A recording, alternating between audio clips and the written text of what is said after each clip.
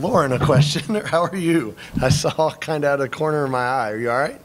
I'm all right. Yeah, he backed up and fell on top of me, so I hit my head against the stairs. Wow. So I have a nice long lump on my head. If you need me to write a note to the boss, I got you covered. I can verify. We starting with questions? You like? Sure, go ahead. Yeah, obviously, tale of two halves in this one. You guys were down 10 early in the second half, and just seemed to find some offense, and defense just tightened up from the rest of the way tonight. Yeah, I mean, it's been a while since people have played us the way that Coach Harper and them, and they started switching all those screens and all that kind of stuff. So it took us a little bit of time to adjust, and then obviously in the second half we did some different things ball screen wise and made an adjustment there. But at the end of the day, I felt like our guys' defensive intensity and our rebounding, especially in the second half, was a ton better. You know, we gave up 45 points in the first half versus 26. You know, it doesn't take a rocket scientist to tell you played better defense in the second half. Coach, when do you kind of tell your guys in the locker room right before the second half to kind of get you guys back? Some days I rip their butts, and some days I talk to them logically. You know, I should say it.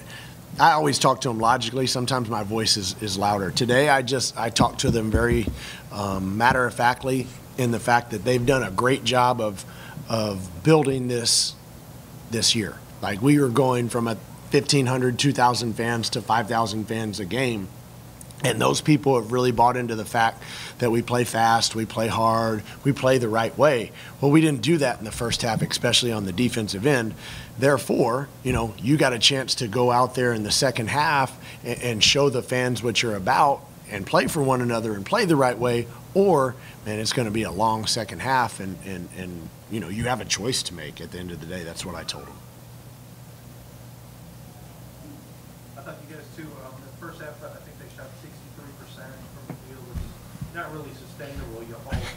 But you guys did a much better job of shutting down those lanes and making them work for those shots a little bit more. At the end of the day, that basketball team knows who they are, right? They have one unbelievable scorer in Kiki Tandy, and he can shoot that ball from anywhere and everywhere. And those other guys can shoot, but that's probably not where they're the most effective. They're most effective at getting the ball downhill, getting into the paint, and then going to get it off the glass. And we did a better job of keeping them out of the paint, and we did a much better job of not allowing them second chance opportunities for most of the second half. And obviously that worked out well for us. And Tandy with 25, so he gets his points, but 21 shooting. You know, I think I mentioned to Brandon, I thought that made him into more of a volume shooter. And, you know, he would take one of those shots. Yeah, I mean, he's obviously, you know, going into the game, I think he had 100 more shot attempts than the next nearest player. So he's going to get a lot of volume opportunities, and he should. He's a fantastic player. But again, you know, when people score 25 points on 21 shots, that's a pretty good percentage, you know, for us defensively. And I obviously tell our guys, you know, hey, I don't want you to score 20 points on 20 shots. You know, you need to be able to score 20 points on 8 shots and 6 free throws and, you know, those sorts of things. So nonetheless, I thought Christian, I thought Brandon, I thought Tyrone, I thought Don, when he was on them, when they were all on Kiki, they all collectively did a pretty good job. And then, sorry to be long-winded, I thought our bigs did a much better job in the second half of being up in ball screen D instead of giving him angles and giving him free reign to get to the basket. Brandon gets 25 today. I think that might be his high for the season so far. I mean, for this new year, and you know, officially shooting the ball, especially from three, it's looking a lot better. You know, through your eyes, what have you seen from him that's making him able to be, you know, so efficient so far? Well, and I've said this probably before to you guys, Brandon shoots 46% from the three in practice. And so we chart all of our competitive drills. And he shoots 46%, and he's made the most threes on the team. He shot the most too, but he's made the most. So I've always believed that Brandon's going to come into his own offensively. I think that tonight he did a much better job, with the exception of maybe 2 or 3 times where he didn't try to force the issue dribbling, or he didn't try to do too much out of a ball screen or a handoff and maybe thread the needle to the guy rolling. Instead, he caught it, the guy's behind him, he threw it back to him, and then we went to play basketball from there. And that really helps him.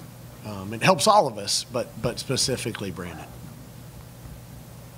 Into an 8-0 home now, kind of building maybe a reputation of being a top attitude.